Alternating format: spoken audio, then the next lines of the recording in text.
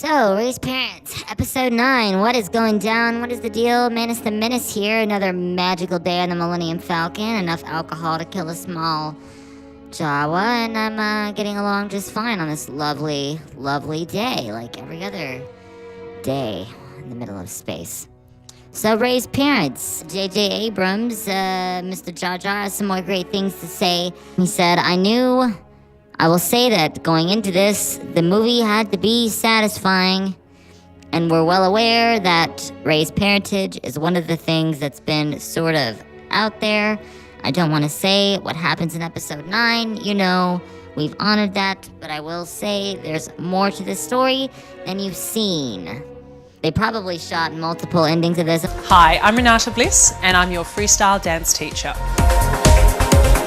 I'm imagining a sort of Avengers Endgame scenario where they maybe left it kind of ambiguous for the cast members on what ending they were going to pick so that there would be absolutely no leaks. They were airtight. We know they were airtight for the previous episodes of the sequel trilogy, so we shouldn't expect anything but the most airtightness for this last installment of the Skywalker saga. So George Lucas was poking around at Star Wars Celebration. I didn't mention that in my last episode because I felt like it deserved its own little spot of love. George Lucas came out with a little statement. He came on screen for all the fans. Finally, after all these years, has exposed his favorite character, as we all would guess, and obviously is Jar Jar Binks.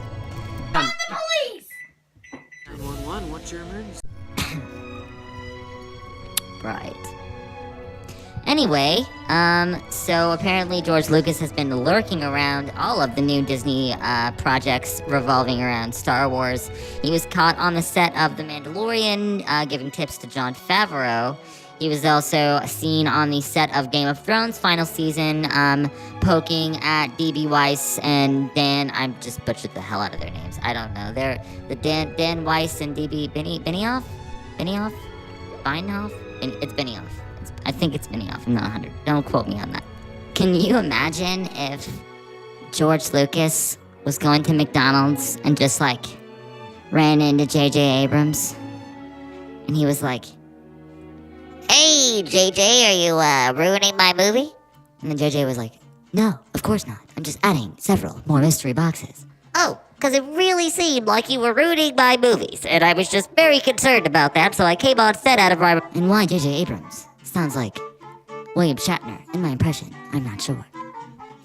Well, you can sound like William Shatner all you want, but just don't ruin my Star Wars. Did someone say ruin Star Wars? Hey, you stay out of this, Rian Johnson. You get out of here. You go home, Rian Johnson. I don't know, maybe that guy watched too much Star Trek. Who gave that guy the torch anyway, helming Star Wars and Star Trek? Out of here.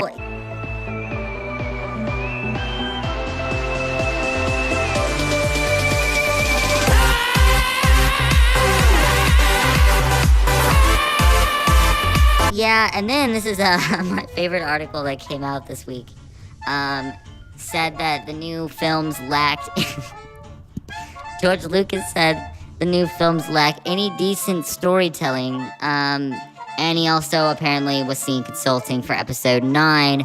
So there's a lot of rumors going around that he's going to be more involved in the next years of Star Wars to come, and that he's not exactly satisfied with the direction the Big Mouse has taken his baby. And I do remember, if I can recall back to an interview back in 2012, 13, 14, whenever he sold it to Disney, he called them white slavers? Light slavers? I can't talk. Why did no one should have given me a microphone.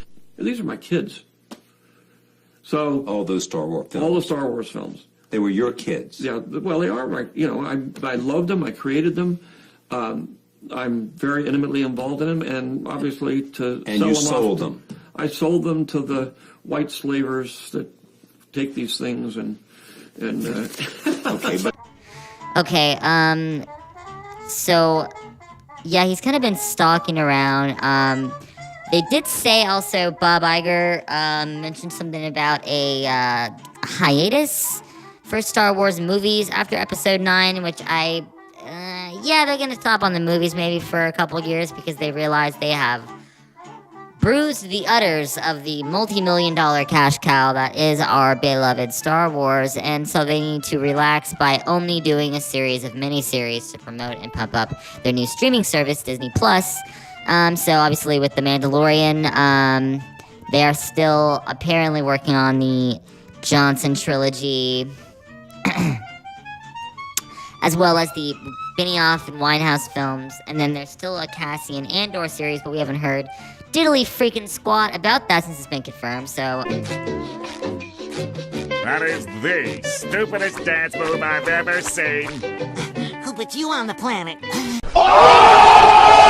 Whatever, Lucasfilm apparently put a halt on, like, all the spin-off movies, Obi-Wan, following the disappointment of Solo: A Star Wars Story box office.